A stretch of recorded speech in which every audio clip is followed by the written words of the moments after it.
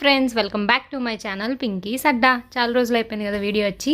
ఇవాల్టి వీడియోలో వచ్చేసి చింత చిగురుతో వెజ్ ఐటమ్స్, అంటే వెజ్ కర్రీస్. చింత చిగురుతో ఎక్కువ నాన్ వెజ్ చేస్తారు కదా, వెజ్లో ఎన్ని రకాలు చేయగలమో ఆల్మోస్ట్ అన్నీ చూపిపోతున్నాను. ఫస్ట్ మనం చింత చిగురు యాజ్ యూజువల్ చూపించినట్టుగా దానిలో ఏమన్నా ఉంటే తీసేసుకోవాలి. అండ్ పుల్లలు అండ్ ముదురాకు కూడా వస్తుంది కదా, అది కూడా తీసేసుకొని ఓన్లీ లేతాకు వరకు తీసుకొని క్లీన్ చేసుకోవాలి. ఫస్ట్ ఐటమ్ వచ్చేసి చింత చిగురుతో పచ్చడి చూపిస్తున్నాను. నిల్వ పచ్చడి టైప్లో ఉంటుంది ఇది. ఫస్ట్ మనం చింత చిగురు మనకి క్వాంటిటీ ఏమీ ఉండదు, మనకి ఆకు దొరికిన పులుపుని బట్టి తీసుకోవడమే. ఇలా ఫస్ట్ నార్మల్గా ఇలా కొంచెం ఫ్రై చేసుకోవాలి. ఆయిల్ ఏం అవసరం లేదు, జస్ట్ నార్మల్ ప్లెయిన్ ప్యాన్లో ఇలా చింత చిగురు మొత్తం రెడ్ కలర్లోకి టర్న్ అయిపోతుంది. అప్పుడు ఆపేసి మనం ఒక పక్కకి తీసేసుకోవాలి ఆకు మొత్తం.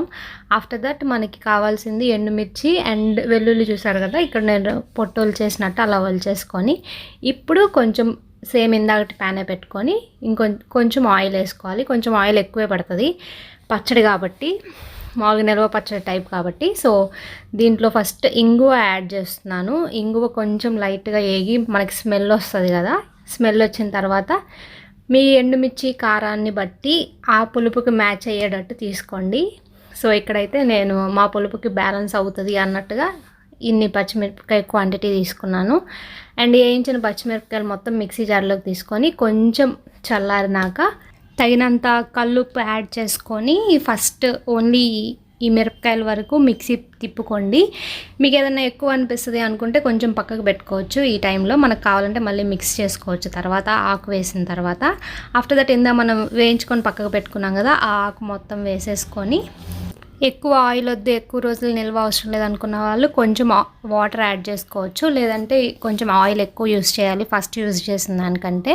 ఇలా గ్రైండ్ అయిపోయిన తర్వాత, అంటే ఇంకొంచెం గ్రైండ్ అయితే మనకు పచ్చడి రెడీ అవుతుంది అన్నప్పుడు మనం ఇలా ఇందాక ఒలిచి పెట్టుకున్న వెల్లుల్లి రెమ్మలు కూడా వేసుకొని జస్ట్ టెస్టర్తో ఒకసారి ప్రెస్ చేస్తే అంతే, ఈజీగా చింత చిగురు పచ్చడి రెడీ అయిపోతుంది. ఇది మనకి బయట వితౌట్ ఫ్రిడ్జ్లో 10 days వరకు ఉంటుంది, మనం వాటర్ యాడ్ చేసినా కూడా.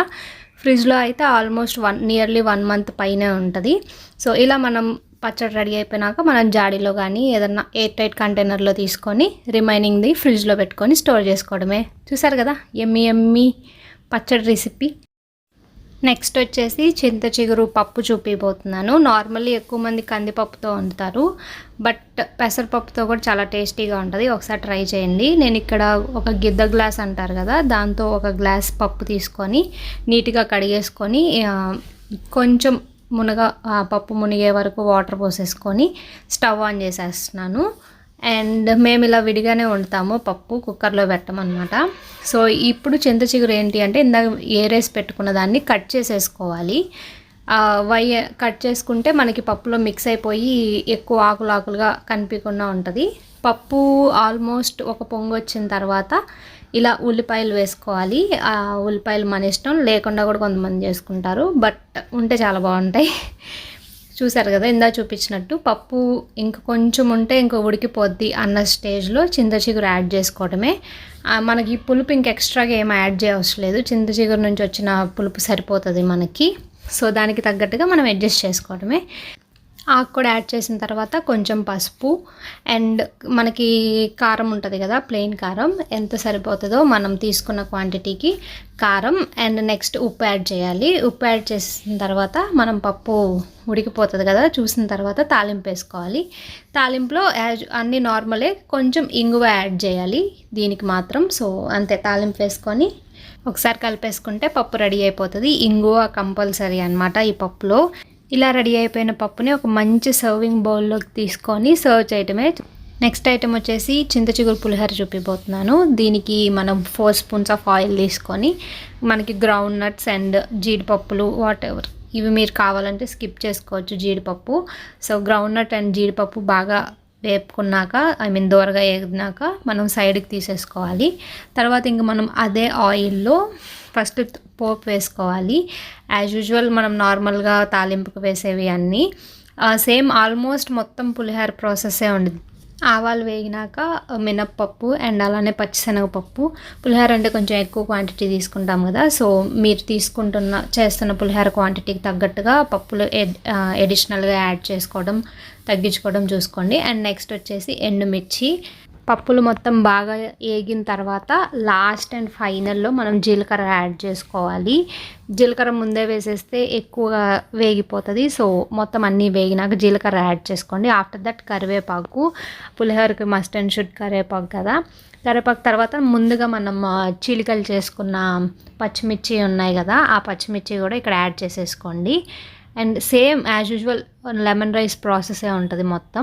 మొత్తం ఇలా మిర్చి కూడా వేగిన తర్వాత మన చింత చిగురు తీసుకోండి. ఈ చింత చిగురు ఇంత క్వాంటిటీ అని మనం చెప్పలేము, బికాజ్ మనకు దొరికే ఆకు పులుపుని బట్టి. ఇందాక చెప్పాను కదా, అలానే మీరు ఇదే టైంలో పేస్ట్ చేసి అయినా వేసుకోవచ్చు, లేదా ఇలా ఆకులాగైనా వేసుకోవచ్చు.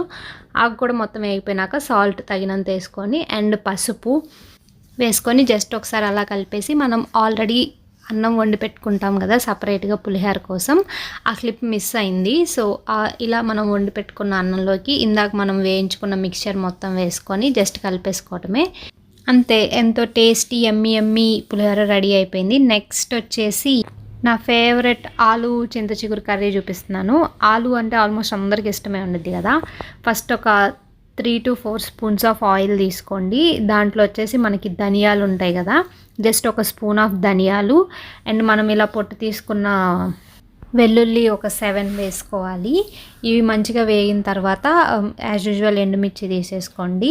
అండ్ ఎండుమిర్చి కూడా మంచిగా వేగిన తర్వాత, ఎండుమిర్చి బాగా వేగితే మనకి ఈజీగా గ్రైండ్ అవుతుంది. So after that as usual మన చింత చిగురు యాడ్ చేయటం. చింత చిగురు కూడా ఇందాక చూపించినట్టు రెడ్ కలర్లో టర్న్ అయిపోతుంది కదా ఫస్ట్ చూపించినట్టు. చింత చిగురు కూడా మంచిగా వేగిపోయిన తర్వాత మనం ఈ మిక్చర్ మొత్తాన్ని మిక్సీ జార్లో ట్రాన్స్ఫర్ చేసుకొని మంచిగా పేస్ట్ చేసేసుకోవాలి. కచ్చాపచ్చాగా ఉన్నా కూడా నో ప్రాబ్లం, ఫుల్ పేస్ట్ చేసేసుకున్నా కూడా నో ప్రాబ్లం. నేను కొంచెం కచ్చాపచ్చాగానే ఉంచుకున్నాను. ఈలోపు ఆలు ఉడకపెట్టేసుకున్నాను. నేను చూసిన మిక్స్చర్ ఒక 3 ఆలూస్కి వస్తుంది, నేను చూపించిన మిక్స్చర్ ఇందాక. సో ఇలా 3 ఆలూస్కి హాఫ్కి కట్ చేసుకొని కొంచెం సాల్ట్ అండ్ పసుపు వేసుకొని మనం చక్కగా ఒక 2 విజిల్స్ రానిచ్చేస్తే మంచిగా ఉడికిపోతాయి. ఆఫ్టర్ దట్ ఈలోపు మళ్ళీ ప్యాన్ పెట్టుకొని ఒక 2 టేబుల్ స్పూన్ ఆఫ్ ఆయిల్ తీసేసుకోవాలి. మనకి యాజ్ యూజువల్ తాలింపు వేసేసుకోవడమే.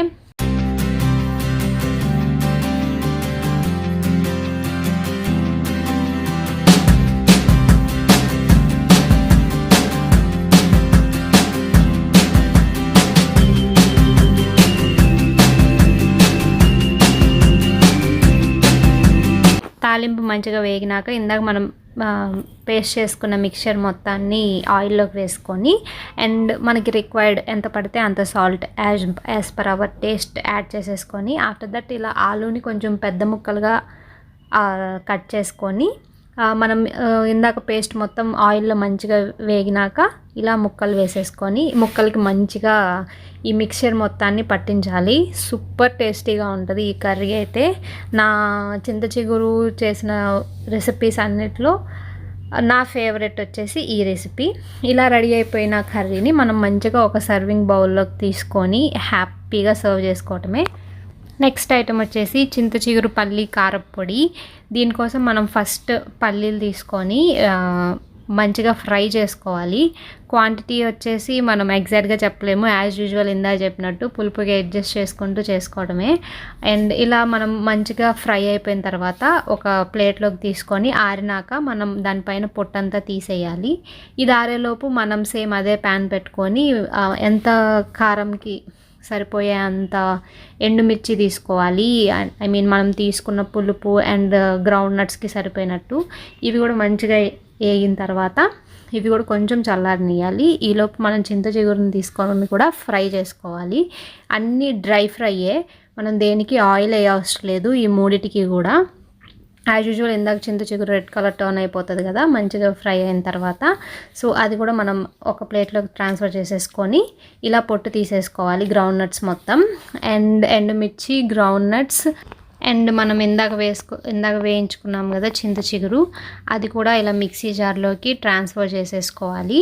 అండ్ మనకి రిక్వైర్డ్ అమౌంట్ ఆఫ్ సాల్ట్, ఈ టైంలోనే సాల్ట్ యాడ్ చేసేసుకోవాలి. అండ్ ఇది కొంచెం మెదిగిన తర్వాత కారపొడిలాగా, ఆఫ్టర్ దట్ ఎండింగ్లో మాత్రమే వెల్లుల్లి వేసుకొని జస్ట్ అలా తిప్పాలి, అంతే. ఐ హోప్ ఈ వీడియో మీ అందరికి నచ్చింది అనుకుంటున్నాను. నచ్చితే లైక్ చేయండి, షేర్ చేయండి, and don't forget to subscribe Pinky's Adda. Bye.